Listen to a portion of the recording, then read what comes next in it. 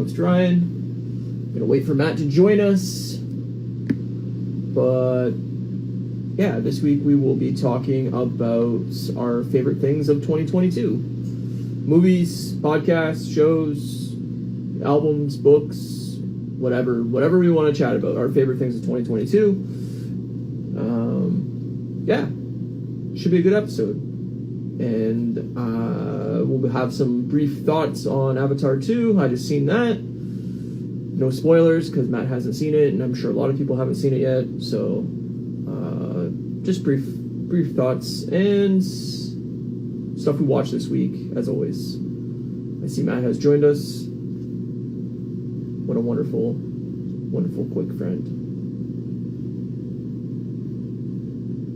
Now whether he'll join the episode, who knows? Maybe he'll leave me hanging here. Nobody knows. But I hope everybody had a great week. It's really cold here. I'm not enjoying it. Winter has officially hit, and it's been snowing. It's been really, really cold. It's been really, really windy. I don't like any of it. Here's Matt.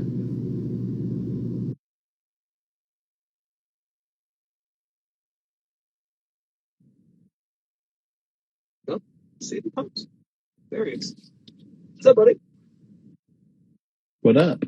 Maybe it's cold there too. You got a hat on. I only wore it because it's Kate got me this the other day. She's like, so it'll go along with the story later, but she gave me this as an early Christmas present. It's she got someone to make an exact replica of Kevin McAllister's toque from Home Alone 1. I knew I recognized it, so I just couldn't place it. Yeah. That's great. That'll go along with what I did this week or whatever. So, but yeah. And I'm also wearing my shirt that I wore on Wednesday, but I thought it was suitable. Oh, that's great, dude. It's an ugly sweater shirt, and it's Christmas Vacation. It's got the cat that gets electrocuted. Yeah. It's pretty good. That's great. That's very great. I like it. Fix and old folks. Love it. What up, Nike boy? How's it going, buddy? Hey, man. What's up? Oh, my God. How was your week? It was busy, man. It was busy. I'm glad I didn't commit to Avatar because I would have been fucked. Well, if you want, I can jump into that right now if you want. No, let's go in order. Let's do our usual bits. So, how are you? You did a lot this week. I watched a lot this week. I have not been sleeping really well, so I've been basically like an anxious, stressed mess the entire week. So I watched a shit ton of stuff just to keep my mind busy and active, and yeah, it I don't know, Christmas retail, it all sucks. My job sucks. Not sleeping sucks. Midnight sucks. So it's just been a busy, crappy week, you know? Yeah, it's a big pile of shit, really. I hate this time of year. It's fucking freezing, and I'm biking to work in fucking negative 10-degree weather, and it's just balls. Everything's balls. We're supposed to get dumped on snow this week, so I'm supposed to go back to Whistler on Tuesday, but because hotels are so expensive, I have to drive. So it's a 3-hour commute, but it's on like up the side of a mountain. In potentially, if it's snowing, I'm not going. But I was gonna say, man, they can't risk your life just to go to fucking Whistler. Like, come on.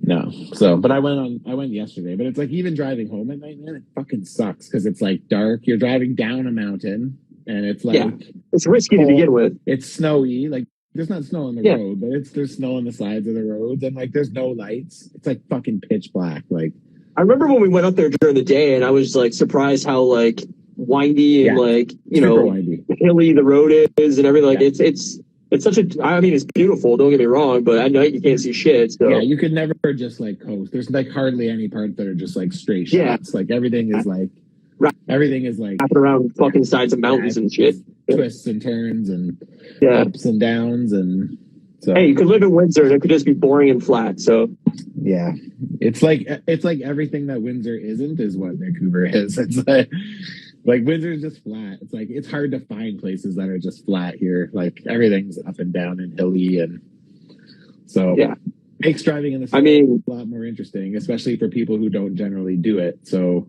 when we got snow a few weeks ago, like it literally shut everything down. Like people were waiting like 8 hours to get home. Like they just don't drive. So it's I was just gonna say it's a hard city when you like most people don't drive. You don't need to drive because there's such good public transit and like I mean, here you'd fucking be screwed if you didn't You can drive. pretty much get anywhere in Vancouver and like the surrounding cities by not driving. Like almost under an hour or a little over an hour, but like you could pretty much get anywhere. So, yeah, man, it's crazy. I want to move the band.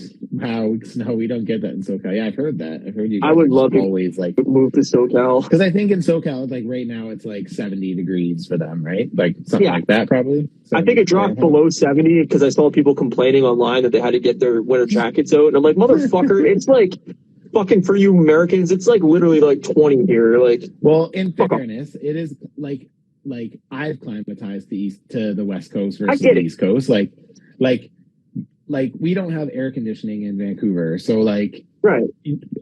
And originally when we moved here, people said like, oh, you don't have it because you don't need it, like it doesn't get that hot. But like in the summer now, it gets like 35, 38 degrees. Right. I don't know what that is in Fahrenheit. Sorry, but like 100 and change. Yeah, so it's like it's crazy hot, and none of us have air conditioning. But then when I go back home and I stay with my parents or my mom, and she has the air conditioning on, I literally freeze to death because like it's like a deep chill that you can't get from like a fan or like a portable air conditioning. It's like you walk in and like the environment is like fucking cold. Yeah, it's everything's not like cold. Hot with like a blast of cold coming out. Like it's just. Yeah, so it's like now when I'm with somebody who has central air, like AC through like the vents and shit like that, like I freeze to death. Yeah, I mean, crazy. Let's see, Nike boy here saying I'm in Utah and constantly cold here, but summers are over 100 degrees. That's very similar to where I live. It's like that sounds like winter. We get very drastic dips in temperature where it'll be negative 20, 25 here in the winter, and it will be fucking 35, 40 in the summer. Yeah, it's true. Most apartments in SoCal do not have heaters, and I mean, I that's crazy to me. I couldn't imagine living that way. But I remember, like, was it last year or the year before when Texas got really cold and like people were dying because they didn't have heaters? That's fucking wild. Yeah, man, it's nuts. So I mean, I didn't use air conditioning basically at all because my AC in my house doesn't work actually, so I would have to replace my AC unit, and I just don't have the cash. But I don't know. I'm comfortable in heat. I hate the cold. I'm opposite. I prefer the cold to heat, but I don't like either. So I would love like a mild 75, 80 degrees all year long. That'd be amazing. I could handle like 70 all year round. That'd be cool. I'd be down with that. Anyway, that's your weather check-in. That's funny. Yeah, it's nice. It's we're supposed to get snow this week, but it's actually been pretty okay. It's been above zero, so we've been good. I mean, during the day it's like 1 degree here, basically. At night it's like between -5 and -10 most nights, but it's supposed to get really cold for Christmas and snowy. Oh, really? Well, when I'm in Whistler on Tuesday, it's supposed to be -22. So yeah, hopefully it's balls. I can't do that. It's too cold. Just fucking wrap it up, fold yourself in a blanket, and just never leave your house, Yeah. So usually on the beach for Christmas, it's a tradition for my dog. That's funny. That's crazy though. Must be nice. I could definitely handle 70-degree weather at Christmas time. That would be amazing.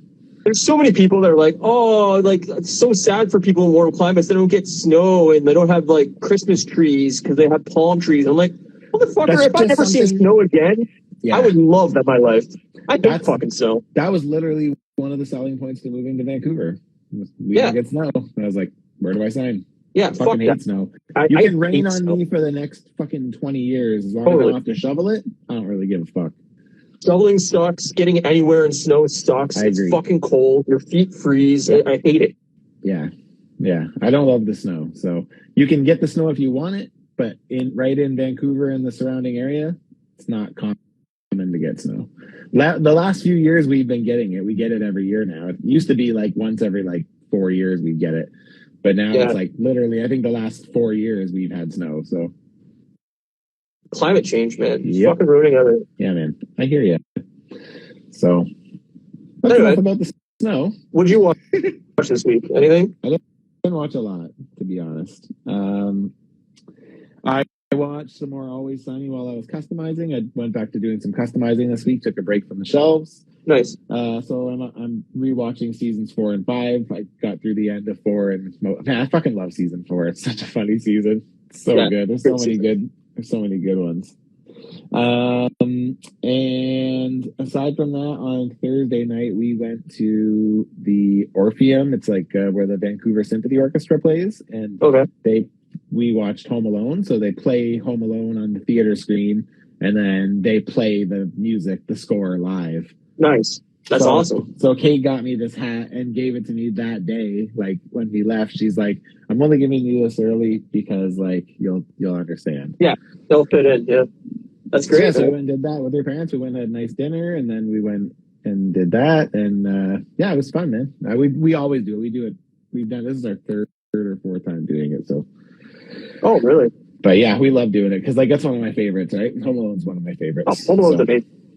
Anybody that doesn't like Home Alone, you're messed up, man. That movie is amazing. It holds up so well. I feel like it does too. And then I watched Christmas Vacation tonight. We watched it together, but I've already watched it once this season. But yeah, I'm gonna get to that probably sometime this week because I want to watch Home Alone and Christmas Vacation. Nice, but nice. I haven't yet. I haven't watched any Christmas movies. I still need for Christmas movies. I still need to watch Harold and Kumar and Die Hard. I always watch Die Hard on the 26th. Yeah, that's what I've been doing. And I know you said you watched it with your in-laws, right? Yeah, with my dad, my father-in-law. Yeah. And then the other one I haven't watched yet is it's slipping my mind. Seth Rogen and Anthony Mackie and the guy who was in Batman. I can't remember his name. Michael. I don't remember his name. But no. It doesn't really matter. It's not that good of a movie, but I always watch it every year, so I just haven't watched it yet. So I gotta pretty much just get through the last little bits, and then once I get to Christmas, I'll probably watch my Christmas specials again. I always love the Community Christmas specials that make me laugh. Yeah, for sure. Before the night before is the one I'm thinking of. It's never seen it. Joseph Gordon. I love it. Oh, yeah, gotcha. It's three friends who like have been friends since they were kids, and like they always spend Christmas together, and they get fucked up and stuff, and it's pretty funny. Oh, I'll have to watch it. Yeah, it's kind of in the same vein of Office Christmas Party. Right on. So, it's on Netflix. Okay, I'll watch it sometime this week, maybe. Nike Boy J says Christmas Story is my favorite.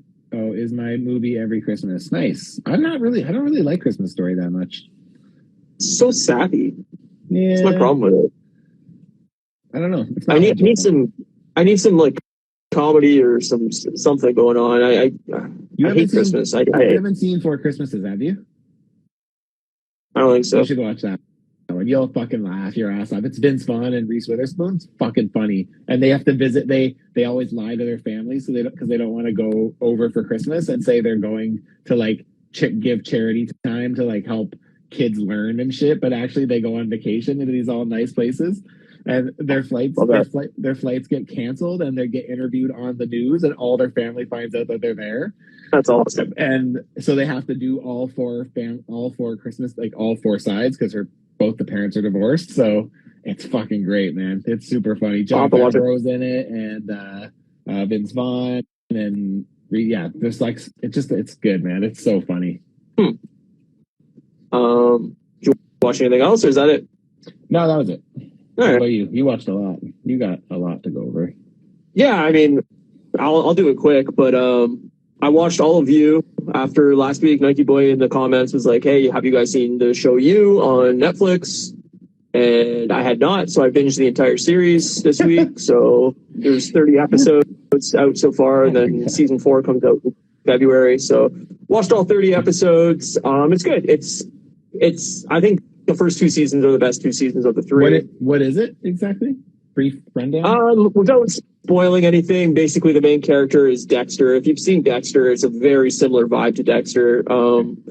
He's basically a dude that kind of stalks people and basically becomes like obsessed with a woman and basically will do anything to become her boyfriend / like lover, basically. So he basically like will break into her cell phone, break into her house, learn things about her, like, so that he has things to bring up to her about, like, things she enjoys or whatever. And then, like, you know, will snoop out her friends on social media and, you know, just do, like, really creepy ass shit. But then it evolves into, like, oh, this random person did something bad to the girl I like, I'll kill him. Oh. And, like, it just, it, like, he gets super, super obsessive. And so, like, it's just like a snowball running down a hill. It's just like lie after lie after lie after lie after, you know, it just builds and builds and builds and builds until he's, like, trying to cover tracks up of different things he said to different people and lies he's made and people he's murdered. And, like, it's very Dexter-ish, where he's, like, got, like, an inner monologue going on a lot of times. And season 2 and 3 kind of gets into, like, his past, like, why he is the way he is, kind of like Dexter does. And it's, like, a little more like teen drama more than Dexter. Like, Dexter's like a hard, you know, kind of adult show, where this has definitely got, like, Gossip Girl kind of vibes to it, where it's like, you know, young adults kind of, you know, sleeping around and, like, gossiping about each other on top of, like, the Dexter-ish murdery type thing. But it's good. It's a solid show, definitely. I think season 3 is the weakest of the 3 seasons. But yeah, Nike Boys, like, the way season 3 ended made me sad. And yeah, I agree. Season 3 ending was the best part of that season, but I'm excited to see where it goes. Season 4 is kind of a change of scenery. So we'll see. It comes out in February, I think. So nice. I'm interested, but I recommend it. Then I just went and seen Avatar. Yes. Wait, let's wait. Do Avatar at the end, because you still watch more stuff than that. What else did you watch? Do Avatar at the end, because then you can actually spend a bit of time and we don't have to, like, break up that little spot. Yeah, I mean, I didn't watch anything else, like, major, really. I played a bit of High on Life on Xbox. It's a new game from Justin Roiland, who's the creator of Rick and Morty, or co-creator of Rick and Morty. It's very Rick and Morty. It's Justin Roiland doing random ass skits and voices in a video game. Like, it's very funny. Very. I only played a few hours. I haven't had time outside of watching you, but yeah, it's good. I enjoy it so far. It's quirky. It's funny. If you enjoy Rick and Morty, you'll like the game. Nice. Then Survivor finale was this week. Season 43, season 43. That's crazy. 40. Yeah, it's nuts, man. It's a pretty weak season overall. I mean, I'm a huge Survivor fan. I've watched every episode, but I'd say this season's pretty weak overall. And yeah, I mean, outside of that, I didn't really watch anytime soon, or what? No, I think it'll go on forever. I think even like Jeff Probst, the host, has talked about leaving a few times in the past. What's that? Has he been the host since the beginning? Yeah. Crazy. So, like, I think around, like, season 10 or 11, he talked about leaving the show, and then he got, like, executive. Yeah, well, he got, like, producer credits, and then they made him, like, an executive producer on the show, and, like, so he's just evolved into basically, like, running the show basically now. So it's basically his show. Like, I think he'll leave after season 50. I think he'll probably quit then, but I think the show will go on forever. Let's find a new host. And I mean, it varies in quality season to season, but it's one of my favorite shows. So. Nice. But yeah, other than that, I don't think I watched anything else that I can think of or remember at this point. Word. I think that's it. But nice. Avatar, yeah. So what was that like? So spoiler free, because I still haven't seen it. So. Oh no, I watched that new Murderville special too. Oh yeah. How was that? It's good. It's funny. It's like 45 minutes. Yeah, I can't wait. I'm gonna watch it. I'm gonna watch it with my in-laws on Friday next week. We're gonna watch it. So. Yeah, it's funny. Kate, I liked it a lot. It, but me and her dad and mom all like it, so we're gonna watch it. Yeah, I laughed a lot. It's very fucked up and weird and silly, but I like. It's good. It's definitely worth the watch. Nice. Yeah. But yeah, Avatar. It's no spoilers. I won't spoil it for anybody. Matt hasn't seen it. It's just me. It's very similar to the first movie. If you enjoyed Avatar 1, you will enjoy Avatar 2. If you thought the first movie was very generic and boring, you will find Avatar 2 very generic and boring. I read. It's way too long. Like, that was the first one too, though. Oh no, the first one was way too. Oh, it's way worse. Like 3 hours and 10 minutes, and it fucking drags for the first 2 hours. Ooh. Like it is like I checked my watch during this movie literally 15 times. Like we were an hour in. We were an hour in, and I turned to my friend, and I'm like, "We still have over 2 hours of this movie." And he's like, "Oh my god, kill me!" Yeah, it's beautiful. Like it is a stunning film in 3D. It's gorgeously shot. Did you guys watch it in 3D? Yeah, I hate 3D, but like you have to see it in 3D. Yeah, sure. It's beautiful. It's wonderfully shot. It's got stunning like action sequences, and like some of the underwater stuff is just like wow, like wowing in 3D. I But the underwater stuff is like insane. It is, but it is like terribly written. Like the dialogue in that movie is like laugh out loud. Like, oh my god, this is bad. Like to the point where I laughed out loud in the theater 3 or 4 times about how bad the dialogue is. Like it's bad. It's Morbius levels of bad. Oh, that's not good. Like dialogue wise, yeah. Like it's really, really, really corny. But like I said, like it's a fun visual experience. Outside of that, if you're looking for like a masterpiece of a movie, you're going to the wrong place. Like it's not that. I'm not gonna lie, I'm not feeling overly compelled to see it, if I'm really being honest. I think you would enjoy it for the 3D aspect. Like it's beautifully shot, and like it's an experience definitely. If you have like a really nice screen in Vancouver to go to, like IMAX or whatever, like it's worth seeing in 3D. I wonder if it's playing on those Screen X, those new screens that I was telling you about. I was supposed to go see Thor on one of those, but then I had to go out of town for work. So like it's worth seeing just for that reason, especially if you maybe want to like smoke or something beforehand, and like you'd be like, whoa, this is crazy. Like it's enjoyable in that regard, but if you're looking for like a well acted and written movie, you're gonna be very disappointed. Yeah. Well, I mean, like I said when we talked about Avatar last week, I don't understand how it's held in such high regard when the story is so bland. Like it's just so ordinary and predictable. Like I mean, this movie is the exact same problems. It's super generic, super predictable. Without spoiling anything, like it's a James Cameron movie. It's a James Cameron movie. Like you boy says, that's exactly my plan. Toke up and watch the film. There we go. Yeah. The theater was half empty, so that's probably a bad sign.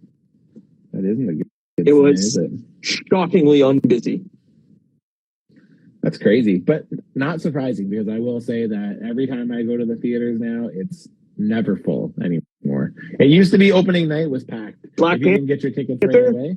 Black Panther was packed. There was not a free seat. Oh wow, really? Oh, see, I went to when I saw Black Panther opening weekend. I didn't see it opening night. I saw it on the Sunday night. I was in Banff, and it was a small theater. Probably only had room for like maybe like 200 people, maybe, and like it was maybe 30% full, maybe 40. Yeah, I would say this was probably between 40 and 50% full, but I expected the theater to be bumping. It was in I think 3 or 4 different theaters, just because it was the only big movie out, and parking lot was like nowhere near busy. Like it was very shockingly not filled. Like I don't know, maybe this movie will make bonkers money again, but it just didn't feel that way.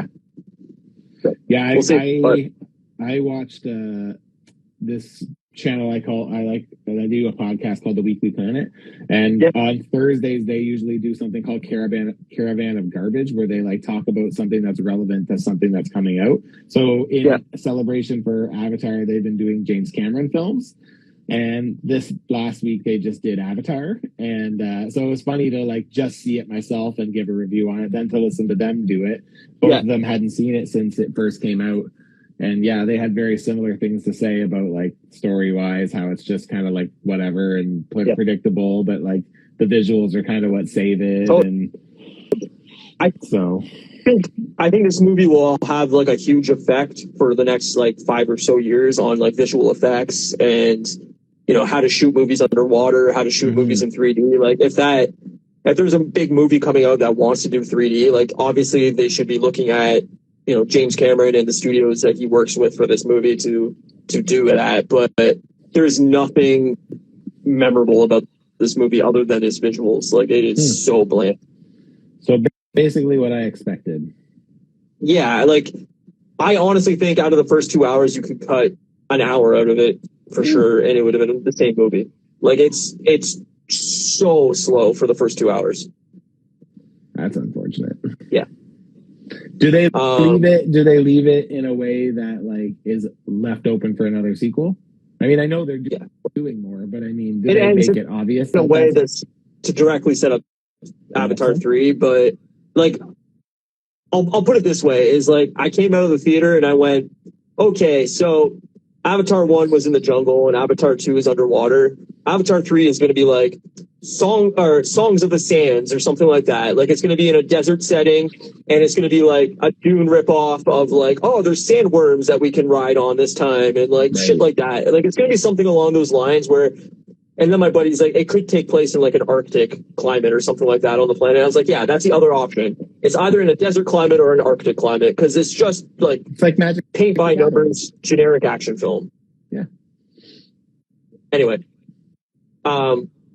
Yeah, I don't know. If Avatar 3 comes out and it's 3 hours long, I'm not seeing it. Yeah, that's where I'm at. Is just like they're just too long. Like the first. I didn't get up to go pee though, so that was the benefit. For you, I made it through the whole movie without my bladder exploding. On your penis.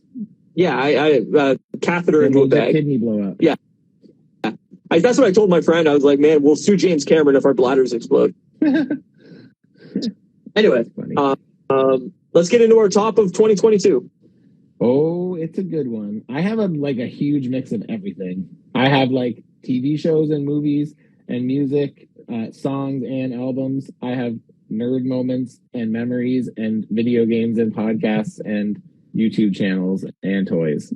That's fine. I don't have some of those, but I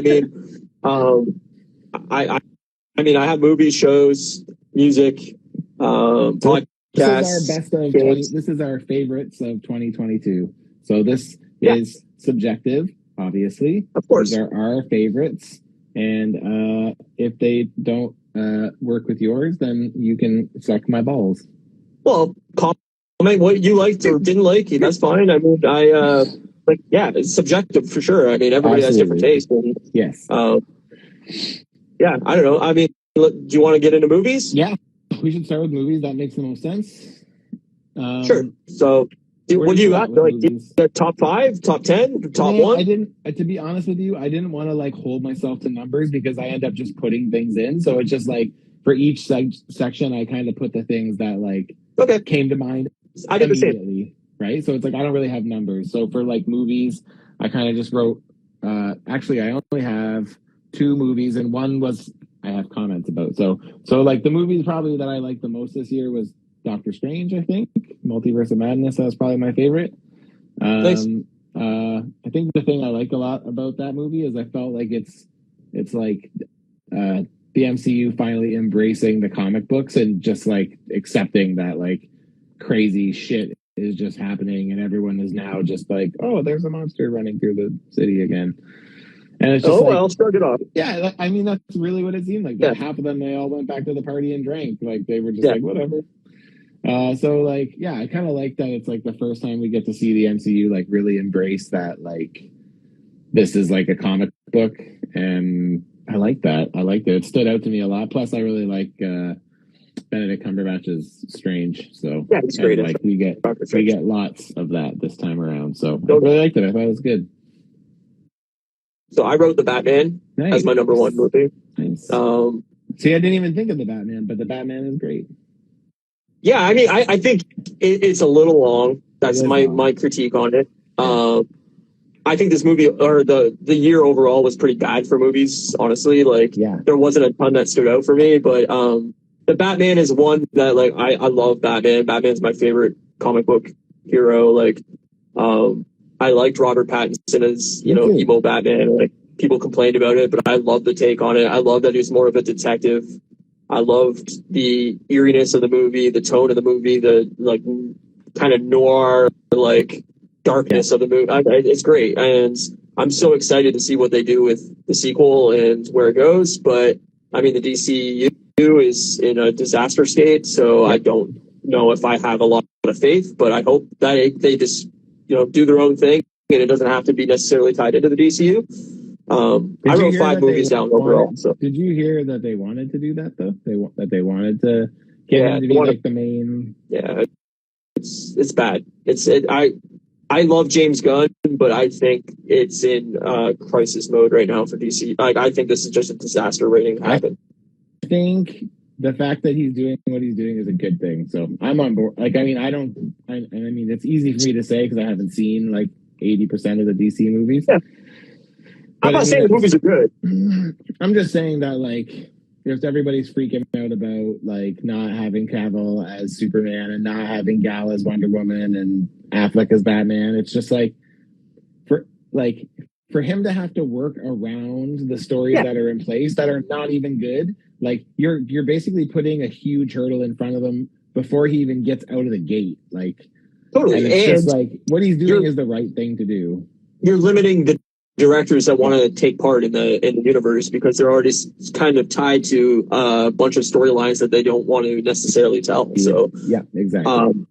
I agree, but I think it's a disaster waiting to happen. Like, I don't have faith that this is going to be any better than what we've already gotten. So I think the hard part about this is that unlike Marvel, he's inheriting like a fucking mess. So like, yeah, totally. It doesn't, and it's not like he has this like huge history of world building. I don't think. Like, I know he's worked within it and stuff like that, like even within the Guardians movies, but like, for the bigger picture and stuff like that, like, I don't know.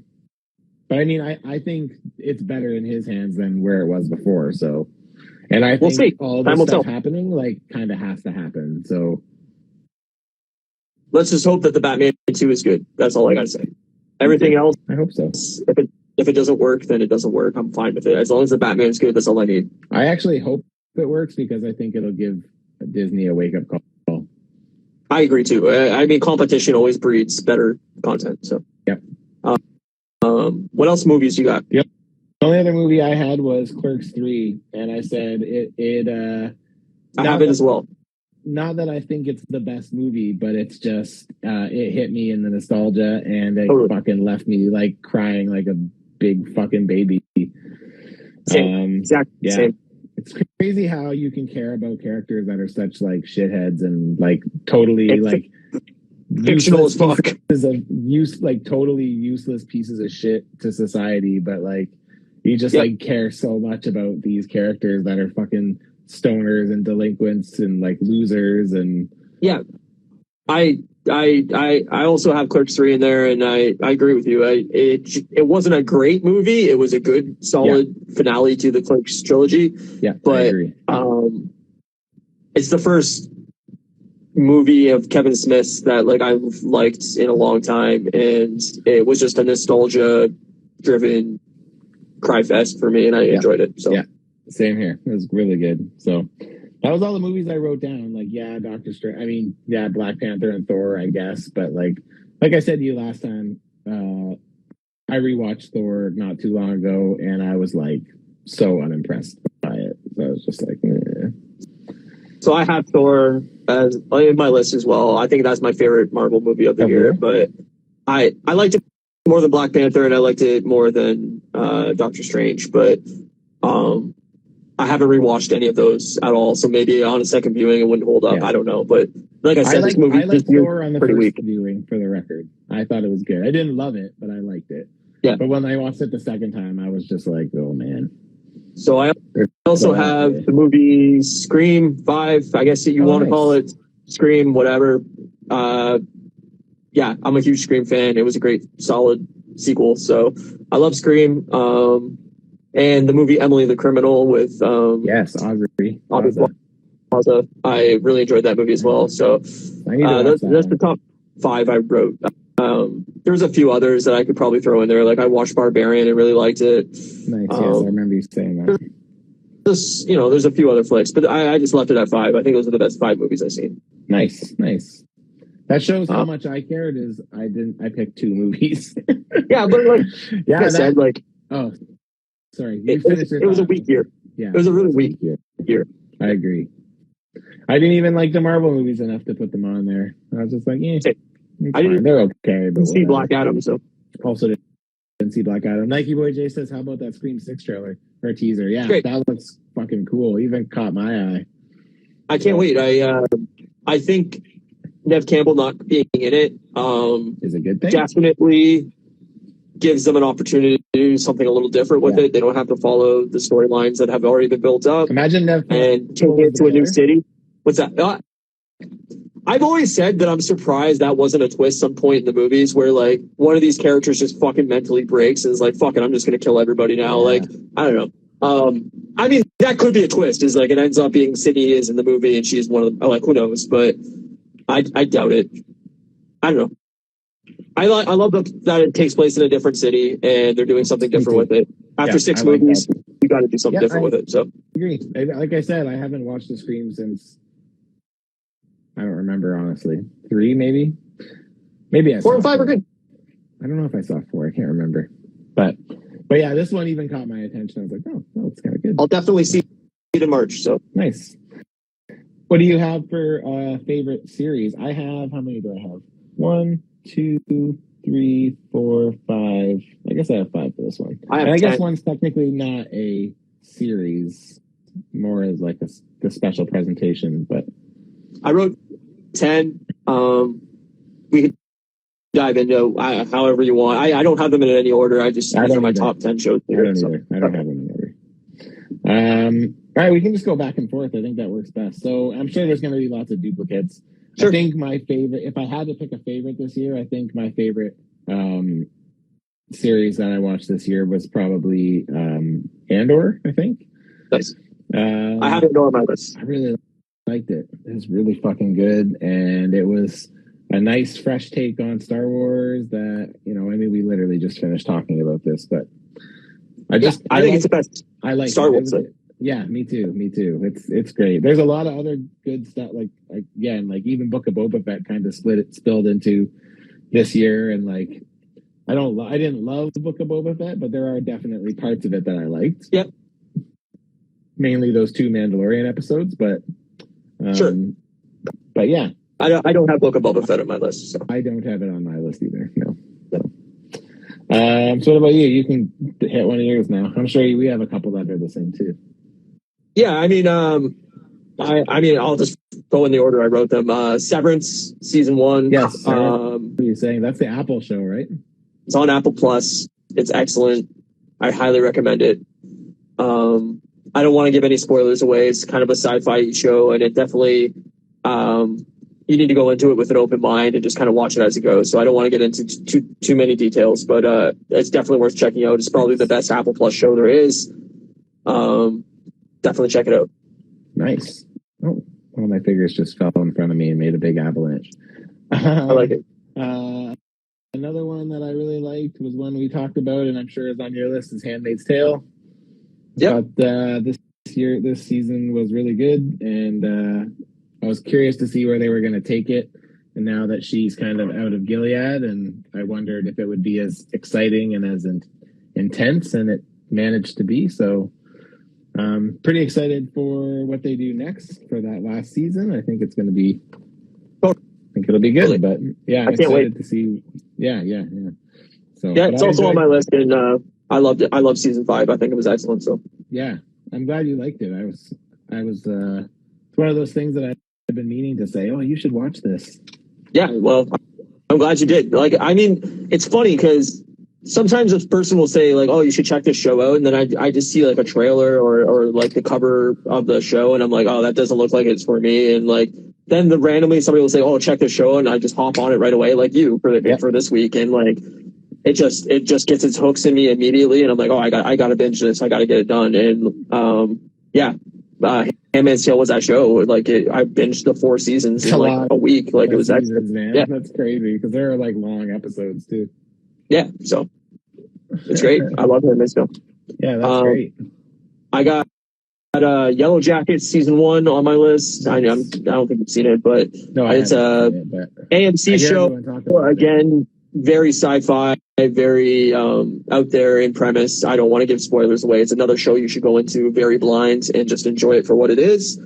But season 2 comes out, I think, in March, I want to say. It just got picked up already for season 3. So, yeah, I can't wait for season 2 to come out. It's excellent. The first episode was actually premiered in 2021, but the rest of the season was in 2022. So I counted it. And it's very, very good. And I recommend it. It's, if you're into shows that are kind of like out there a little bit and take some time to really like explain what's happening, it's definitely one of those shows that you got to keep watching, but it's great. Nice. Another one that was on my list, we'll go back to more Star Wars, was Obi-Wan. I really liked Obi-Wan a lot. I liked that we got to spend time with him and Vader again, particularly Vader and all of his scenes. I kind of have that mentioned in another area in my best of list here, but yeah. Did you have Obi-Wan on your thing? No? You watch a lot more TV than I do, though. Like, really, like I could say there's probably only 10 shows I watched this year. Yeah, I mean, I watch a shit ton, and I could have made this list like 25 things long. I just decided not to. So, it was good. I enjoyed Obi-Wan for what it was, but I figured, you know what? Like, if I'm going to keep it to one Star Wars thing, I'm going to pick Andor because it's the best Star Wars thing. So that's fair. Did you keep it to just one Marvel thing too? Yep. Nice. Actually, I took off the Marvel thing. Did you? Yeah. There's no Marvel things on here. Fair. I'm going to go with Peacemaker season 1. Nice. I love that show. It's fucking hilarious. John Cena is fucking awesome in it. Straight up James Gunn, very funny, like comedy. If you like Guardians of the Galaxy or Suicide Squad that James Gunn did, you will love Peacemaker. It's fucking phenomenal. What if you love the first Suicide Squad? You won't like this because it's good, and that movie was terrible. But like, as long as you're not easily offended or like kind of have like a little bit of an immature sense of humor, because there is a lot of like, you know, dick jokes and shit like that in it. Like, Peacemaker's fucking hilarious. I can't recommend it enough. It's very, very funny. I need to watch that one still. You should. It's very good. Yeah, I feel like I quite enjoy John Cena, so he's fantastic in it. Nice. Well, I'll just stick with the Star Wars and get it off my plate because obviously I have lots. But I also added Tales of the Jedi on there as well. So, and more Dooku's story than Ahsoka's. I do like Ahsoka's, but Dooku's was cool because it just added to the kind of history a bit and kind of filled out that timeline a bit more for us, which, you know, I love. I'm a sucker for that sort of thing. So, yeah. I think it was really great, and it's a quick watch. So if you're a Star Wars fan and you like the prequels or like the idea of the prequels, the Tales of a Jedi is good. It adds a bit of missing history to the movies, and get to spend more time with Dooku and Obi-Wan, or not Obi-Wan, Qui-Gon and Ahsoka. So yeah. What up, South Campaign Apps? What up, man? What's going on? We're doing the best of our favorite things of 2022. It's very, very loose. We're not really doing like orders or anything. It's just we're just blurting out ideas. Yes, it's good. I think it gives people where our headspace was for the year and some things to check out if they're interested over the Christmas break. You know, check out a few shows or check out a few movies, whatever. But be cool, like us. Yeah, hell yeah. The thing is between both of us, we get a pretty good mix of stuff. Totally. Like, I mean, we both love comic book shit, but I mean, other than that, our tastes are kind of different, right? So yeah, for sure. I picked The Boys season 3 as my next show. Oh shit! I didn't even think about The Boys. The Boys would have been mine if I remembered, but I didn't. Boys is such an excellent show. Fuck, it is so good. This so violent. In particular was crazy. I cannot wait for the spin-off that they're doing before season 4. But yeah, they're doing a university age spin-off of The I Boys. did hear about that. Yeah, Like I did hear about that. Boys U, or I don't remember what the fuck they're calling it, but Are I they think it calling comes it out young young boy. young boys? Young Butcher. I can't remember what it's called, but I know it comes out before season 4. So nice. That's pretty cool. Yeah. Hey, I'll take it. The show's awesome. It's so fucking good, man. It's on Amazon Prime for anybody that wants to check it out. Highly recommend it. If you like comic book shit that's super rated R, definitely watch The Boys. Yeah, if you can't do like rated R or like blood and gore to a decent degree, really, like you're not steer not clear. gonna like it. No, steer clear. But if you're into that shit, you are missing out if you're not watching The Boys. It's fucking crazy good. Totally. That's a good pick, man. Thank you. That would have been on mine too. So, another one that I watched this year that I really liked was Reservation Dogs. That's that show on Star or Disney Plus, I think, or whatever. Yeah. And it's about this was season 2. Last year they did season 1. It's about these 4 kids who they're kind of like best friends, and one of their kids who was with them too killed themselves, and a lot of the stories around kind of revolve around that and what it did to them and what their ultimate plan is to get away from the reservation that they live on and move to California. And yeah, it's pretty fun. It's cool. The characters are all cheeky and they all kind of have their fun little personalities. There's this smart, funny kid named Cheese, and I don't know, it's just all there's the main guy Bear, he main character Bear, he always sees this this spirit who is a naked Indian, and it's just funny the conversations he has with him and stuff. And yeah, I don't know, it's good. I've been meaning to check it out for sure. Pretty good. Yeah, there's this cop. There's this one cop who gets suckered into taking I can't remember if it's ayahuasca or something, and he has this super. It's a whole episode of just trippy stuff, right? And awesome. It's pretty cool, man. It's funny, and it's it doesn't really mean anything in the grand scheme of anything, but it's fun. They steal a chip truck because they have this flavor of spicy Cheetos that they like or whatever, and kind of gets referenced a few times down the road, in season 2 and stuff. And nice. Yeah, it's good, man. I recommend it.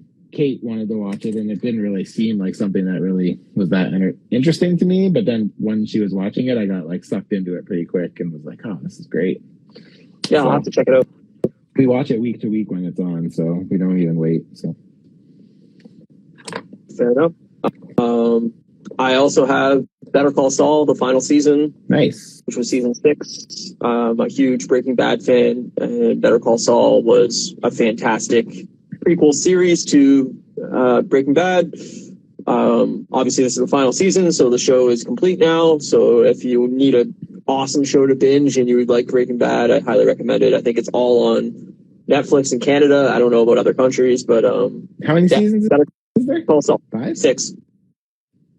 6 Better Call Saul, 5 Breaking Bad. So if you want to binge the whole series, I recommend watching Breaking Bad first, because Better Call Saul does have callbacks to Breaking Bad, so it would spoil Breaking Bad if you hadn't seen it. So yeah, it's a prequel series, but it also has things that take place afterwards. So yeah, watch Breaking Bad first. But Breaking Bad's, I mean, if you haven't seen Breaking Bad, then I don't know what to tell you. You're missing out on one of the greatest shows ever made. So I know, but it's phenomenal. One day. Anyway, Better Call Saul. Highly recommended. I put my sculpting tools down, I'll get to watch an episode tonight. Breaking Bad business. No, I don't want to do that. You got any other shows? Yeah, I do. Oh, I thought that was 5. Oh, I think I actually have 2 more. Maybe I just miscounted because that's me. The other one I had was Only Murders in the Building, which is that Amazon Prime show with Steve Martin and Martin Short and Selena Gomez. Yeah, I think it's on Disney Plus, isn't it? Oh, maybe it's Disney Plus. Yeah, I thought it was Amazon Prime, but yeah, it's really funny too. It's another good one. It's season 2. I think season 1 was better, but yeah, it was still pretty funny, and the three of those guys have such good chemistry. It's fucking ridiculous. So nice. Is there gonna be a season 3? Yeah. They kind of set it up with Paul Rudd actually is in it. So oh wow. Yeah, so I think Paul Rudd's going to play an important part in season 3. It seems like, anyways. So awesome. Yeah. Yeah, I like it. If you haven't watched it, it's worth.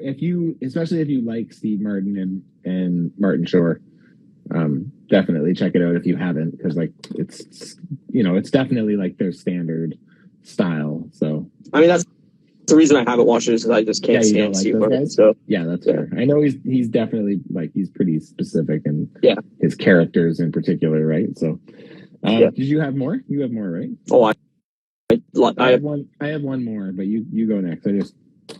Sure. Euphoria season 2. Yeah. It's the show with Zendaya in it. It's hard to explain the show, but basically, Zendaya plays like a drug addict that it's a very teen drama-y show, but Zendaya's phenomenal in it as a drug addict, and her acting is just fucking wowing. So, it definitely kind of has some plot holes and some plot issues at certain points, but like the show is just it's a trip of a show, and like very young adult show, but it's worth watching just to see Zendaya play this character. It's really well done. So I recommend it. I think season 3 is actually supposed to be the final season, if I'm not wrong, but yeah, I think it comes out sometime later this year. So it's definitely a show to binge. Kate watched that. And there were a few times when Zendaya was like going fucking nuts that like pulled me into the room because I was like, damn, that's fucking crazy, man. So yeah, like she goes in and out of being a drug addict, and so there's points where she's on drugs and she's acting like crazy, and then there's parts where she's going through withdrawal, and it's like fucking wowing how good she is at it. Like yeah, she's a good little actress, eh? It's crazy. The only other one I had, thanks, Nick. Thanks for just popping in, saying hi. What up? The only other one I had was Werewolf by Night. I didn't know if I should put that in. Werewolf by Night. Oh, gotcha. Nice, yeah. And I didn't know if I should put that in with like movies or series or. I don't know. I guess it's kind of both. Yeah, kind of. So yeah, I don't know. I really liked it. I thought it was just different. Just yeah, I don't really know what to say much about it. It is what it is, but I liked it. I like that length. I like that runtime. I like that it was black and white, and I liked kind of like just the quirkiness of what it was. It just felt like an old movie. Like totally. Didn't really feel like a modern day movie. It just was like, I don't know. It was weird, but I liked it. I thought it was good. It was interesting enough to make me watch it again like a couple times over the weeks following once it came out. So. Fair. I was not as high on it as you were, but yes, I remember. It was fun. I also got What We Do in the Shadows season 3. Huge What We Do in the Shadows fan. First 2 seasons are on Disney Plus in Canada. It's a comedy series, kind of done by Taika Waititi. He did the movie, and I think he kind of co-writes the show a little bit, but it's very funny. It's very dry. It's kind of based off the movie, but it does its own American twist about vampires living in basically a house together as roommates. It's definitely more focused on comedy than it is like a actual like horror vibe to it. Like it's quirky, it's weird, it's very dry comedy, but I love it. It fucking makes me die laughing. So I think season 3 is probably the weakest season of the wait, is it season 4 or season 3? I think it's season 3. I don't remember, but I think it's the weakest season of the series, but I still laughed a lot. Like it was very, very funny. So nice. And my last one that I have on here is Welcome to Wrexham. Oh yeah, yeah, McElhenney and Rob McElhenney and Ryan Reynolds documentary about the soccer team they bought out of Wales. Yes. It's great. It's on Disney Plus as well, at least in Canada. And it's I'm not a soccer guy. It's about owning a soccer team. So if you're not into soccer, don't worry about it. You can still watch the show and enjoy it. I mean, Rob McElhenney and Ryan Reynolds are just extremely likable. Yes, they are. And very funny. So, if I was to have a Marvel show on there, I probably would have picked Miss Marvel, but I just picked 10 and it didn't make the cut. So nice. Yeah, Miss Marvel was the one that stood out to me of all the Disney Plus Marvel shows for me this year. Was Miss Marvel? That's what I would have had, but yeah. I cut it. So that's sweet. We should move on to music. Music, yes. That's what I have next too. So far, we're going exactly down my list, so that's funny. How about that? And again, for this, I kind of leaned on my Spotify Wrapped for like songs, because obviously that breaks it down by the songs you've listened to the most. But I also there's a couple of albums this year that came out that I listened to a lot as like whole albums, which for me doesn't really happen as much anymore. I'm more of as I've gotten older. Yeah, as I've gotten older, I've kind of gotten more into like making huge playlists of everything I like and just putting it on shuffle. So it's like a radio. So you never know what you're gonna get. Sometimes I like line shit up, like I'll cue shit up, but I just like having having one big playlist of like all the shit that I like. So there's never like a reason to like skip. I still do skip, but I mean, not as regularly as I would if it was like all my music. So mood dependent, right? Totally. Like music is so, at least for me, like mood depends what I want to listen to heavily, and so that's why I don't do playlists. Is like I'll be in a certain mood, and I'm like, okay, I'm in the mood for a band, like, and I put on that album, and then I'm in the mood for this, I put on that like playlist. I'm like, oh, like I'm not in the mood for pop punk right now. Why is it all pop punk right now? Like it's just, so. I put I'm just not anymore. I put 10 albums down, and then I picked my favorite song of the year, and then I wrote down my Spotify Wrapped data. Nice. So I have my Spotify information, but I didn't write everything down, but I have it available. So all right, kick us off. Okay, I guess I'll start with a couple songs. So for me, my Spotify Wrapped said that my number one listened to song this year was Edging by Blink. It said I listened to it 250 times. That's stupid. So yeah. The song was only out for like a month. I was just gonna say it's only been out for like since October, so but yeah. That's insane. Your Spotify Wrapped like literally terrifies me. Like I don't get it. I don't know how you have that much time. Well, the thing is it's not like it's not like it's dedicated time. Like even when I listen to podcasts, it's not like I'm ever just sitting there listening to a podcast. Yeah, but dude, I listen to music and podcast 40 hours a week just through work, and then on my bikes to and from work, and then at home on top of that, and you double me in time listened. It makes no sense. Other than the times that I'm literally sitting and watching something with Kate, I always have something in my ear. If I'm making dinner, I have an earpod on. If I'm working, I have an earpod on. If I'm doing anything, if I'm cleaning, if I'm customizing, if I'm working on shelves, there's music on, there's a playlist on, there's a podcast on. So like I trump everybody I know basically in time played and Spotify, and then you double me, and it's just like it's fucking wild. Anyway, crazy. Go ahead. I'm sorry if I cut you off. I'll go through the songs first, and then you can go. Well, I don't know, because you just have a favorite song, don't you? That's what you wrote. I mean, I have my most played song of 2022 from Spotify's Wrapped, and then I have my favorite song of the year. But I picked 10 albums, so. Okay, well, yeah. We can. I don't know how we go. We can kind of go through this anyway. I didn't pick 10 albums. I think I had like 3 or something, or 4. Yeah, but that's fine. Yeah. So do you want me to just do my songs first from my Spotify? Yeah, go nuts. Okay.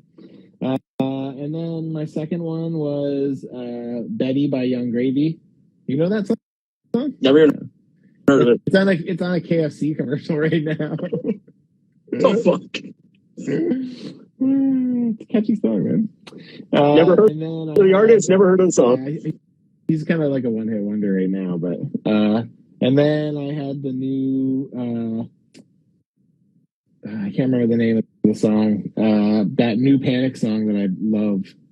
There's a few songs on that CD on that album that I like, but I'm going Sugar back Soaker? to my no.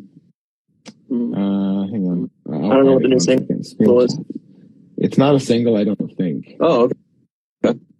Or maybe it is. I don't really know, actually, to be honest. Where did all my...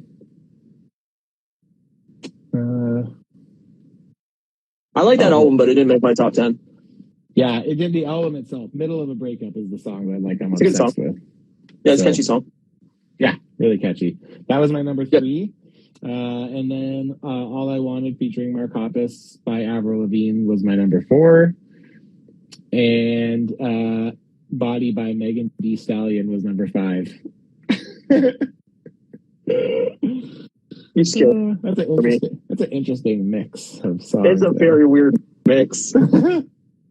It's so funny because for so long, I mean, you always have like kind of been into a little bit of like rap and R&B or whatever, but like you were always like very, very much pop punk. But now it's like so varied what you listen to. Like sometimes I'm like, I don't even know who you anymore. Man, my Spotify must be so confused because like the stuff that I enjoy listening to is weird. It's like I'll listen to like Protest the Hero for like 3 days straight, and then I'll switch to Weird Al for like 2 weeks, and then it's like I'll sprinkle in some Blink-182, and then you're seeing that artist you just went and seen that I was like, I never even heard of her. That's one of my albums for this year. I fucking love that album. It's so good, man. It's so catchy. So weird.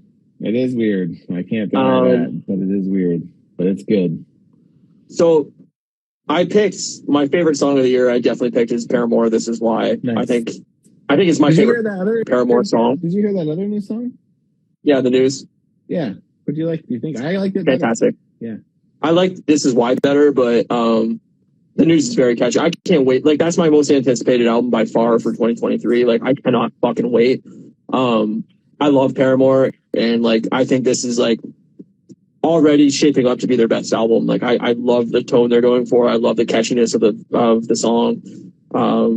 I don't know how many times I listened to it because it didn't make my number 1 song, but I thought it would for sure. It must have cut off at I don't know. Certain time. The data might have cut off at like whatever it cuts off for the Wrapped. But my most listened to song was All Comes Crashing by Metric. Nice. I listened to it 49 times, so I mean it's nowhere near your numbers, but I definitely the Link song is only 3 minutes, so yeah, but like I mean maybe I'm wrong, but like it told me I listened to almost 5,000 different songs like over that year, so like I feel like maybe my playlist is just a little more varied. I don't know, maybe not. I listen to the same song a lot. Yeah, like I think that's where we differ. Is like you repeat a lot, and I don't. I'm very all over the map. Yeah. But yeah, like so those were my top 2 songs, I guess you'd say. But overall, like my favorite album of the year is the Silver Sun Pickups, Physical Thrills.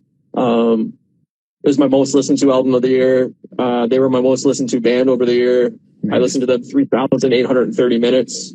I was in the top 0.5% of Silver Sun Pickups. How many minutes was your favorite band? The Silver Sun Pickups was your favorite band of the year, right? Most listened to artists? Yeah. 3,830 minutes. Okay, so you got me pretty good. So like Blink was mine, and it was only 2,300 minutes, 2,367. I listened to a lot of Silver Sun Pickups this year. Like I went through every single album so many different times that like like I love them. Physical Thrills, I think, is like a fantastic album. I can't recommend it enough.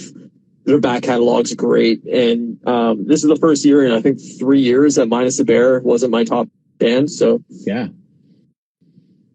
but yeah, that was my top album. But you throw out an album. The albums I have are Don't Run Away. So as I already said, Lizzo Special is one of the ones that I really liked. And I blame my wife for it mostly because she played it a lot and I was like, oh, this is pretty fucking catchy. Yeah. She's got a song where she uses the beat from a Lauryn Hill song from That Thing You Do by Lauryn Hill. It's so fucking catchy. I don't know that song either, so it's like a R&B song from the 90s. That doesn't help me. Okay. So yeah, that would be one of them. Do you want to just go back and forth? Yeah, I mean, I said, I have 10. I mean, I can do a couple just to get them out of the way. But that's okay. Maybe do 2 and then I'll do 1. Then you do. All right. So my second album and like basically tied for first. It was, I think Metric was in my top list, like 4 of my top 10 songs of the year. But Metric Formentera was their new album of 2022. I'm a huge Metric fan. I think it's probably their best album in, I don't know, 2 or 3 albums. Seen them live this year. Emily Haynes is fucking an amazing live singer. She's beautiful. I love the band live. They're phenomenal live. I love Metrics. They're one of my favorite bands. And yeah, Formentera is one of their best albums, so I highly recommend that. And then Phoenix, Alpha Zulu. I love Phoenix, one of my favorite bands. They're from, I think, France. They sang that car song, didn't they? Car song? That song that they used on like a car commercial? I think they did. I don't know. Maybe. The only time I see commercials is during football games, so. All right. I don't watch any live television like at all, so. But yeah, I love Phoenix. They have their last 3 albums were really, really great, but Alpha 1901 super catchy. Is the song. Oh yeah. Yeah, that's a great song. Yeah, that's a good song. I like yeah, I've never seen them live. There's a band I would like to see live, but fucking great album, really catchy. Highly recommend it. Word to your mother. My second one, and keeping in mind, everybody, my albums are limited because like I said earlier, I don't really listen to albums as much these days. But there are some that I do. Like this one is Take the Sadness Out of Saturday Night by Bleachers. So the guy who wrote that album, Jack Antonoff, I think is how you say it. He has been like one of my favorite songwriters for as long as I can remember, really. So he's kind of on here by default. It's not my favorite Bleachers album, but I still really liked it. And I still listen to it front to back. And I like that he has a Steel Train song on there as well, which is his previous band. I love it. Why are you putting a song that you've already put out on a new album? It's fucking absurd. I don't disagree with that, but I mean, I would have preferred a different song. But I mean, the fact that he's playing a Steel Train song makes me happy. I love Steel Train and I love that song, but it's like the 9th out of 10 tracks. Yeah. It should have been the last track on the album. That's what bothered me most about it. But I love that album. I think that album's great, but really good. I skip that song every time it comes on. So that would be one of mine. That would be one of mine. Is and like I said, it's I don't think it's as good as either of the other 2 albums, but I do really like it, and I still really like Jack as like a writer. And it's funny because like this year I kind of got into Taylor Swift a little bit, and he like writes a lot of stuff for Taylor or with Taylor. So it's like, it's crazy when I listen to something and I'm just like, oh my God, like this is so Jack. Like you can just so hear his influence and stuff. Like it's crazy how much I pick it up in the work that he does. Like it's like super obvious to me. So I don't think I've ever heard a Taylor Swift song outside of like passing on a radio or something. Like I couldn't name you one song. I'm the problem. It's me.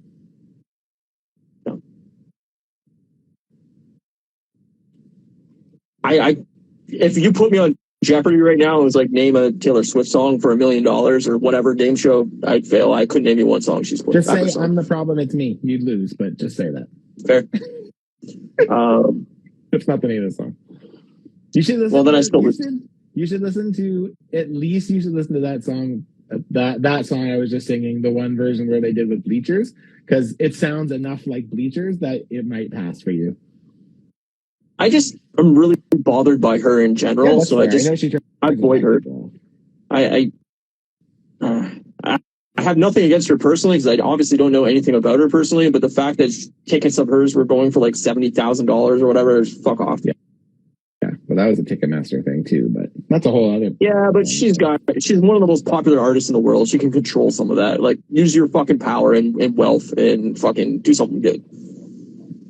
I won't argue that. Sorry for that diatribe. I'll allow it. Do you want me to go? Yeah. All right. Death Cab for Cutie, Asphalt Meadows is my next album. I love Death Cab. I think this is one of their best albums in a while. I've listened to it a fuck ton this year. It's great. It's mellow. It's great for this time of year.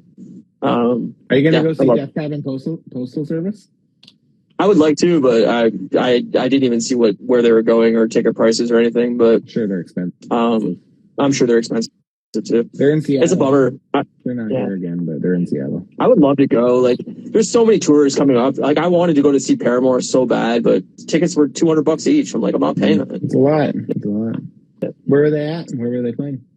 I want to say in Detroit they were playing at the Red Wings Arena. I'm not positive though, but I'm not paying $200 for an arena show. Yeah, no, I get you. I hear you. I didn't. I don't know. I might see Paramore again. It's been a minute. I've only seen them like kind of once. So same here. I think I saw them once. I saw them tour off of Self-Titled. I think when I seen them, it was just Riot. Right after Riot got big. But that would have been a great time to see it. Yeah, but it was a long time ago. See them after the last album, because the last album was my favorite. Same. It's my favorite album too. It's probably my favorite album. It's in my top 5 favorite albums. Yeah, it's really good. I still listen to it a lot. Are you doing 2? Yeah, I can do another one. Coheed and Cambria's new album, Vaxis Act 2. I love Coheed and Cambria. I think it's probably my favorite rock album of the year. Like, the other 2 are kind of, Silver Sun Pickups, I guess, is kind of rock, but the other 2 are kind of indie. I don't know, dancey. I don't know where you go with it, but Coheed and Cambria is straight up rock album. I love their storyline. I love how weird they are with their lyrics, and I think it's a really fun, catchy album. So it's so hard to like put music into genres now, eh? Like, yeah, it's like so many things just blend the line. Like, yeah, it's so blended now that it's like, oh, this is like a rock, pop, indie, whatever. Like, it's who knows? This song, and then yeah, crazy. My last album I'm gonna put down is like, it's not even like new songs. So Early November 20 is what the album's called. It's celebrating their 20th anniversary. It's crazy that they've been a band for 20 years. And it's basically like, so the way that Early November writes music is Ace, the singer and guitarist, usually like does it all acoustic, and then they transfer it to live, like into like a band piece. So they're like, back when they were like trying to get signed, they wrote like tons of music that like never got an official recording even. Like, there's like tons of like super shitty quality demos and like live videos of like a bunch of songs, and there's so many of those songs that like I fucking love. I've loved since I've been an Early November fan. Yeah, because they're like, they sound like old Early November, because like they're like some of the first songs they wrote. So anyway, so for the 20th anniversary of the band, Ace and Jeff, the drummer, went in and like recorded all of them as like a full band. So like all these old demos all got like repurposed into like, they're still the same songs, but they just like, now they're full band instead of just acoustic. Yeah. And like, it's fucking great, man. There's so many songs that like. Do you prefer the full band versions over the acoustic versions? I still like the old shitty versions too, which is weird because like I'm kind of over acoustic, but that's like that's one band where like I love his voice with an acoustic guitar. Like, it works so well. That's me with Dashboard. Yeah, totally. That's Dashboard for me too. Is like, I like Dashboard. I can't stand when they do full band shit on Dashboard. Me neither. It sounds terrible. Like yeah, I just don't like it. It's just it just loses what makes it so special when it's a full band. But I'm not saying that there aren't good stuff on this album, and like some of the demos they used were full band already, but there was like half that weren't. Yeah, and like. He kept one of them. There's one that's called Pretty Pretty, which like I love. It's slow and it's like and he kept it acoustic, but he just like re-recorded it like properly, and it's like I love it. I love it so much. It's so fucking good. Oh, that's awesome. But yeah, it's awesome. It's just, and again, like if you're a fan of especially older Early November, like yeah, it's really easy to get into this because that's what it is. It's old Early November that they just repurposed basically and found a way to put out. So it's crazy to me that like so many times you'll hear a band talk about recording their new album. They're like, oh, we made like 45 songs for this new album and we cut it down to 12. And I'm like, what happened to those other 30 fucking songs? Like, I would love if like some bands did this more often, where they're like, oh, the 30 B-sides that we cut from the first 2 albums, like we're gonna put that out as a new album, because I guarantee there's some gems in there. Yeah, I don't know. I'm not saying that there isn't. I'm sure there's components that are gems, but it's like I think back to like that Blink album that came out after California came out, which was like the first batch of songs they wrote with Matt.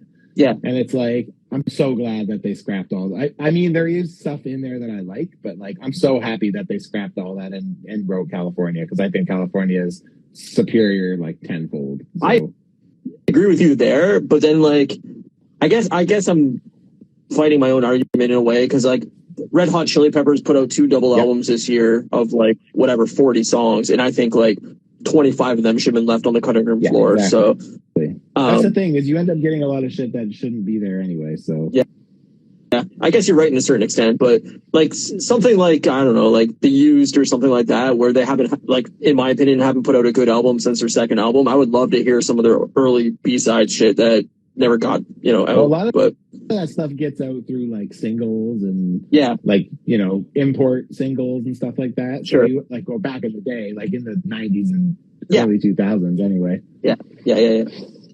But, was that your last album? Yeah. Okay, I'll just get through these real quick because I have 5 more. So okay. The Yeah Yeahs put out a new album called Cool It Down.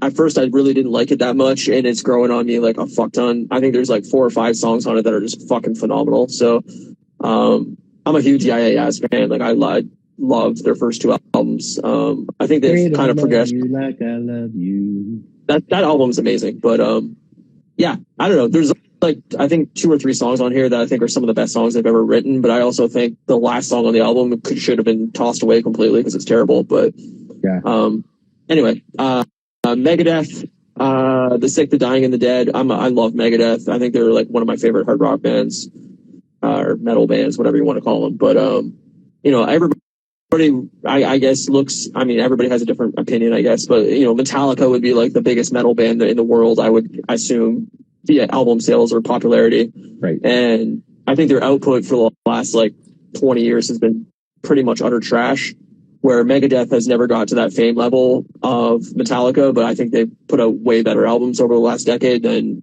Metallica has. So I don't know. I recommend Megadeth's last 3 or 4 albums. I think they're really good, but nice. Yeah, great album. Alexis on Fire, Otherness, the Return album after like, I don't know, a decade or whatever the fuck it's been. I love Alexis on Fire, and it's a really solid album. Jack White put out 2 albums this year. The first one, Fear of the Dawn, I think is superb. I think the second one was pretty weak, but I love Jack White. I've seen him live 3 times, I think, in different iterations.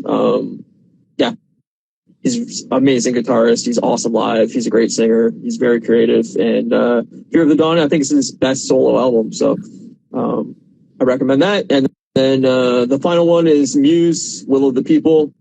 I love Muse. This is a really short album. It's only, I think, 35 minutes or something like that, which is kind of disappointing because they usually put out really like hour-long albums. And their albums are usually like long and very elaborate. And this is like a very quick listen, but it's got some very fucking catchy songs on it. It's not their best album by any stretch, but I liked it a lot. I listened to it a bunch. But yeah, I love this year for music. Like I listened to more music this year than probably the last 4 or 5 years combined. Like there's so many more albums this year, and that's probably because of the pandemic. I was gonna say you called it right before the year kind of started, and you're like, next year is gonna be the best year. Yeah, it was a fantastic year for new albums. So you're a fantastic year for new albums. Thank you. You're welcome. Do you want to do podcasts? Yeah. We can kind of bang through some of these quick. Yeah, let's try to get this quick. Okay. Just do your all. So my number 1 podcast of the year was Conan O'Brien Needs a Friend /fan. Apparently I listened to 26.3 thousand minutes of it this year. I don't know how that's possible. In total for podcasts for the whole year, I listened to 56,000 minutes. minutes. 56,000 plus, 57,000 plus minutes. It's fucking wild. Fucking A. Conan was my number one because he's the fucking funniest and I love him. Right now, again, even the past week, as I've been doing stuff, I've had old episodes. I went back to season 1 and I've been listening to all those again, and I'm just like laughing my ass off. Funny. Yeah. And what else did I do? Weekly Planet, which is that nerd, Marvel, DC, comic book, movie news. Yep. Shooting up your butthole from Australia. So those guys are really funny. Smartless is another one that's on my list. Jason Bateman, Will Arnett, and Sean Hayes, and they have a guest on every week, and the other two don't know about it. And they talk for like an hour, and it's really fucking funny. I love watching those guys like make fun of each other. You can tell they're like best friends because they all like take jabs at each other whenever they can, and yeah, it's really funny. They also make a lot of jokes about Sean's dad leaving him when he was a kid, which is fucking hilarious. That's great. Always Sunny Pod, which is one that Ryan turned me on to kind of near the beginning that I got into and I kind of haven't strayed away from.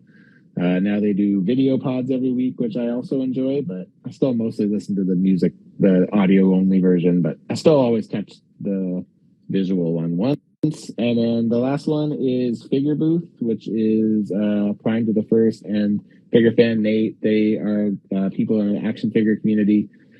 And they do like a weekly podcast. Sometimes they have a guest on, but I kind of enjoy their episodes where they do topics more. They kind of talk about like things like only buying what you really enjoy and, trying to stop buying just to buy and a lot of things that collectors fall into just by default, and I've had a lot of things that they've done that they've said that have made impact on my collecting and the way I collect and the way I buy. So and they're both just really nice guys, and I've happened to also be on the show once, which was really good, but I love their show, and they were number 5 on my Wrapped. So they were the only action figure related thing on a list full of comedies. So keep your list of if you have this all written down, and I'll tag like a bunch of this stuff in the post when I post this. Sure. Just send it to me after we're done. Yeah, no problem. Okay. So I listened to 20,539 minutes of podcasts. My most listened to podcast was Last Podcast on the Left, which is my favorite podcast, which was 6,129 minutes, which is just one listen to of every episode they put out this year. So I don't listen to repeats and all that stuff. You don't duplicate. No, they do 2 episodes a week. One is Side Stories, which is basically just like random true crime news throughout the world, but it's just like very comedy focused and very like making fun of weird shit that's going on in the world. And then they do like a kind of more serious episode on Fridays, which is like they pick a topic and actually like deep dive into the history of like serial killers or weird, supernatural things going on, and I love them. I think they're hilarious. So I recommended. I'd never listened to it, but I recommended it to somebody who likes that kind of stuff. And I just remember you saying you liked it, and then they messaged me back like 2 days later, and they're like, "Man, I love that podcast." Yeah, it's fucking. I even recommend to you like listen to their Wednesday episodes. They're fucking hilarious, man. Some of the shit they talk about is just so random. And I'm like, what the fuck? But yeah, so the other 4 podcasts I'm going to recommend for the year, they're all varying genres. So Last Podcast on the Left is obviously true crime for the most part. This new podcast I just started listening to a few months ago called Plain English with Derek Thompson is very focused on kind of like stuff like topical news items that he gets like experts on the show to talk about. So he recently did an episode about the Disney CEO changeovers. So they deep dived into that. They talked about streaming services and the future of it and everything like that. They did an episode on men and women's fertility decline in the world. Like, I guess since like, I think it was like 1960 maybe, that semen levels in men have dropped 50%.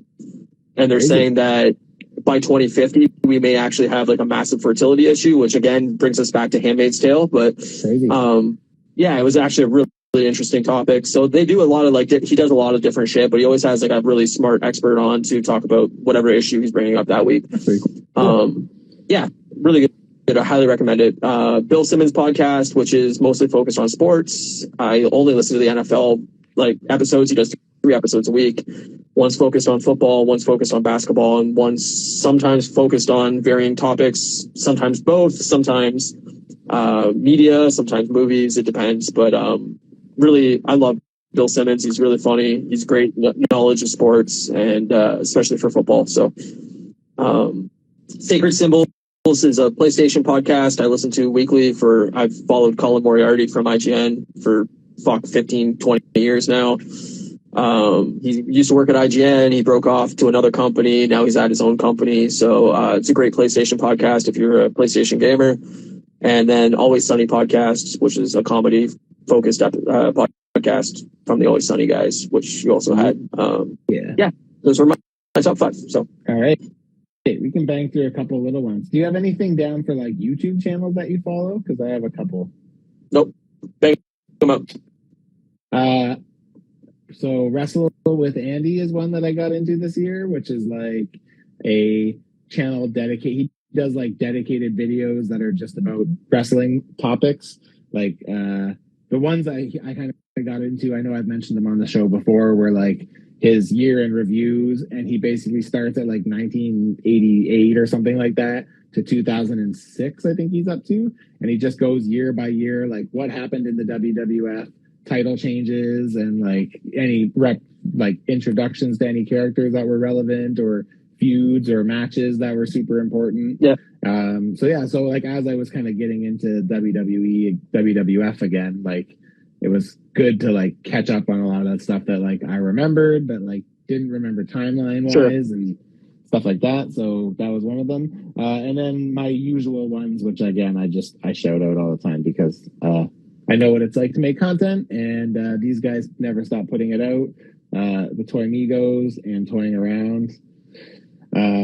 They just put out great content, and it's funny, and I love it. And I know it's a lot of work, so I always want to say shout out to those guys because they do a great job, and they've built a really fun community. And yeah, I would be silly to not mention them. So no, absolutely. Do you have any video games on yours? Yeah, that's my next one. I have top games of 2022. I only have one, but you go first. I know which one you have. That's the only game I played in the last few years. Yeah. So PlayStation also does a wrap thing like Spotify does, where they give you your statistics of how much you played and everything this year. Cool. So this year, just on PlayStation, I played 500 hours in 2022, which is up 12% from 2021. My favorite game of the year and the game I played most of was Horizon Forbidden West at 70 hours. Or 605. Yeah, no, 70 hours on one game. When you put it into perspective, it's like, a few days. Yeah. My 4 favorite games of the year, or 5 including Horizon, is God of War Ragnarok, which just came out. It's excellent. Cult of Lamb, which is like a really weird kind of, I don't even know, kind of like simulator game where you play as a cult leader of a bunch of sheep, literal sheep. It's very fucking quirky and weird, but it's really good. It's really creative. I recommend it. A game called Tunic, which is very Legend of Zelda inspired, but very, very difficult. Really cool stylized game. And Marvel Snap, which I played a fuck ton of over the last 3 months. It's like a disgusting. I would hate to see the amount of time I've played Marvel Snap. It's bad. It's really bad. But it's a card collecting game, basically, with Marvel characters with varying powers. It's on mobile. It's free. You can spend money on it, but I recommend that too. So that's it. My video game was Shredder's Revenge because it's the only video game really. That's not true. I guess technically I got into Guitar Hero again this year. I played Guitar Hero too. Just for a bit. But I mean, really, that's all I played. I played that, and I played Ninja Turtles for 3 days, and that's about. I was going to put Ninja Turtles on, but I knew that would be your only game on the list if you made it. So I was like, I'll let Matt have that one. There you go. It's a good game. It's fun, especially if you like nostalgia and you had nostalgia for the Ninja Turtles, the arcade game from when you were a kid, if you were in the 90s like we were. So, for sure.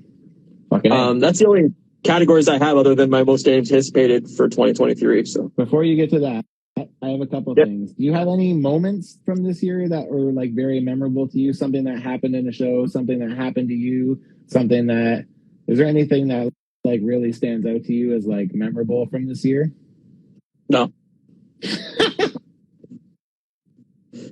I mean, honestly, my life consists of sitting at home and sleeping and working. So there's nothing like, I mean, there's shows that I enjoy. We've talked about. There's stuff like, I don't know, like nothing that's like stand out enough where I'd be like, oh, that was my favorite moment of 2023. Like, I don't know. So to me, my favorite memory of this year was going to see Bleachers live because it was my first concert post-COVID. And nice. He was playing like a lot of like deep cuts from like the first album. And I remember like him playing that song with Yoko Ono. I think I had mentioned this on the podcast the week I saw it. And like I love that song. I know most people hate that song, but I fucking love that song. And I never imagined he would ever play it because like why would you ever play that song? And he played it, and like it was cool because he had like all the synthesizers going, and it's like the lights were flashing, and it was just like so overwhelmed with emotion because I was just like, I'm at a concert again. This feels like somewhat normal again, and like out of all the bands I could see as my first one back, I'm like so grateful that it's a band that like means something to me. Like I guess Bleachers doesn't really mean something to me, but like Jack, the lead guy. No, I mean. That's a good call. I mean, like, the first concert back was definitely weird, for sure. What was your first concert back? Metric? No. No, Mother. But, yeah. Well, that one in particular just hit home because it was, like I said, it's an artist that, like, means a lot to me, right? So, totally. It was emotional and it was cool. And then I had a favorite nerd moment of the year as well. And it was that fight scene in Obi-Wan versus Vader. Yep. That was a great nerd moment. To be honest, any scenes with Vader from this year were like pretty fucking memorable in my mind. I love how Disney portrays Vader. It's so weird because it's like everything else they like they lighten up. But for something with Vader, they've just made him more and more dark. It's just like strangling kids and fucking like, you know what I mean? Just like, and then that part where his like mask gets broken off and you see like Anakin's face and you hear like the half voices. It's just like, oh my God, this is fucking crazy. Dude. I mean, if I was to pick like one that would have stood out to me, it would have been the trailer of Doctor Strange when we first saw Patrick Stewart being back in the movie. Like, that blew my fucking mind when it came out. But then, like, to actually see the movie, it was basically a very disappointing cameo. So I agree. That's why it just doesn't, like, kind of hold water for me. But, like, overall, like, I think this year, other than music, has been pretty forgettable for, like, nerd culture type stuff. So, yeah, I feel like this is definitely the weakest year of, like, comic book movies for sure. And that we've had in a long time. So I agree. The other nerd moments that stood out to me was reigniting my love for the classic WWF stuff. Hell yeah. Particularly with those action figures. It's like taking me back hardcore because I literally collected action figures for like a very good chunk of my life. So it's been fun doing that kind of shit. And then actually funny enough, how you mentioned the Illuminati thing. One of the moments that I really liked a lot was them just using Scarlet Witch in that movie as like the villain. I loved that we got like a heel turn on like a good guy. And like, I like that I like the whole bit where she just like rips through all the Illuminati. Like they're just like cannon fodder. And yeah, that was sweet. Fucking great, man. So my favorite moment of 2022 was when you were down for a week and we got to hang out and do the podcast live. That was fun. How did we do that with two cameras again? I can't remember. We just set yours up on the side and kind of did like a side angle one, and then mine was straight on. So you could see us giving each other hand jobs. Yeah, well, that was the point of it. Yeah, fair enough. You have most anticipated. I didn't do anything for most anticipated. Yeah, I can ramble this off quick. I just wrote down a few games, few movies, and few shows. So, game-wise, Resident Evil 4 remake. I'm a huge Resident Evil guy, so I can't wait for they've been doing remakes of all the original games, and this is Resident Evil 4. Comes out in, I think, March. Starfield, which is from Bethesda. I'm a huge Fallout guy. Starfield's their next big franchise. I don't know if it's going to be good or not. It's exclusive to Xbox, which is a bummer, but I'll definitely play it. Spider-Man 2, the sequel to the Sony game, that is now going to have Venom in it. I'm excited to see where that goes. Yeah. Hopefully it's really good. Movie-wise, I picked Guardians Volume 3. Oh, yeah. Can't wait. Me neither. I'm pumped. Mission Impossible 7, which comes out in the summer. I'm very excited for. And Oppenheimer, which is Christopher Nolan's next movie. Yeah. Super stoked on that. And then Scream 6 comes out in March. Very excited. And Dune Part 2 comes out, I think, October or November. Very, very excited for that as well. Yeah, me Obviously, too. I already talked about Paramore's new album, which is my most anticipated album of the year. And then for shows, I put Last of Us on HBO, which comes out in a few weeks. We're going to watch that and do a week-to-week about it. Yeah, we're going to cover that in January when it starts coming out, because there's not a whole lot of Marvel or Star Wars stuff happening at that point. So give us some topics for the next, 9 weeks after that. Yeah. It's my favorite IP, my favorite video game, so I'm super stoked on it. I hope it's great. And Yellow Jacket Season 2 is the other show I wrote down. I can't wait, because Season 1 ended in such a cool way. So cool. That's it. That's all I got. Word, son. That's great. This is a beefy episode, so we should probably call it here. I think we should too. Okay. I wanted to throw one figure that I got this week that actually ended up hitting my best of their top 10 of 2022. But so this week on my channel on Wednesday, I have 5 previous guests joining me, and we're all going to recap our favorite 5 figures from this year. I wanted to do top 10, but I just know that with 6 people going around, that's going to take like 3 hours. So I was like, it's going to take you fucking 6 hours to do. I watched a group of 9 do 10 figures last year, and it took them like 3 hours. It's over 3 hours. So, well, when we first started the podcast, and I was going to do our top 10 video game list with 3 of my friends, and I thought it was going to be a few hours, and I think it took us 5, and then I lost the episode. So that's right. I remember that. Yeah. So it takes a lot longer than you think it is. Yeah, it does. So we just doing top 5. So I have 5. He didn't make my top 5. This cool animated Cyclops. You can see he's got the cool like cell shading and stuff. Yeah, just it's very cool. Like subtle little bits, but yeah, it's dope, man. I love that new figure you're working on for Jesse. Yeah, looks cool, eh? Yeah, I'm excited to work on it. I'm going to start it over Christmas weekend, so cool. I'm excited. I'm also going to be on Astonishing News and Reviews podcast on our live stream on Monday night over on his channel, and we're going to be doing something similar to this, where we're just talking about 2022 and the shit that happened in it, and yeah, it should be pretty fun. I haven't caught up with those guys in a while, so I'm excited to do that. Guaranteed to be higher quality than this. Well, we'll be moving to YouTube soon, and we'll have better, so it'll be better. So yeah, we'll be able to do more. A few weeks. So so next week we still are trying to finalize what's happening next week, but it looks like it's probably going to be Boxing Day. Probably. Yeah, we're going to do it on the 26th, just because of the way Christmas and Christmas Eve falls. We'll do it the 26th night, which I think is a Monday. Yeah.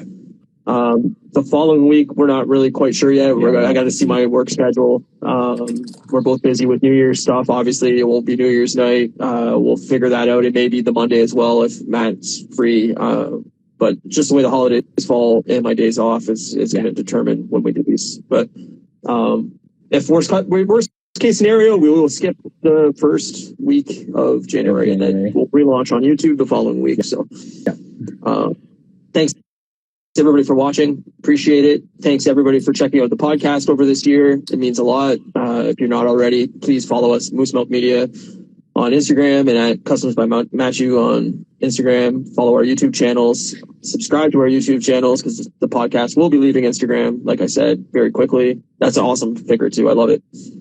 So cool. Yeah, I appreciate everybody coming by and checking us out and leaving your comments and being in the chat. It means a lot. So thank you all. I hope you have a great Christmas, everyone, or whatever you celebrate. Until after Christmas. Yeah. Have a great Hanukkah. I think it starts on Sunday this weekend, I think. I'm pretty sure.